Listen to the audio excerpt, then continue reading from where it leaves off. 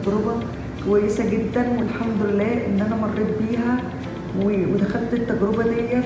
وبطريق الصدفة أنا كنت جاية عنده علشان أعمل تصغير لفتحات الأنف، وبالصدفة الدكتور شافني فقال لي، قلت له إن أنا محتاجة إن حاجات بدأت تجاعيد عندي تظهر، فوصف لي إن الأحسن أعمل شد الوجه.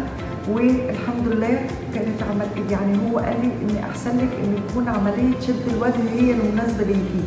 ومن فضل الله إن أنا سمعت كلامه ومريت بالتجربة ديت، ومن فضل الله إن هي كانت تجربة ناجحة جدا. وبجد أنصح أي واحدة إن عندها تجاعيد وخصوصا اللي حوالين الفم إن هي تلجأ للدكتور، وإن شاء الله هتشوف فعلا تحسن كبير وهتكون مش ندمانة. وأنصحها بالدكتور أحمد شريفة، بجد بجد هتكون التجربة سهلة جدا وهتتغير هي جدا ونفسيتها هتبقى كويسة جدا. وانصح بيه كل ست فوق ال50 خصوصا، لانها هتشوف ان شاء الله تحسن جامد جدا في شكلها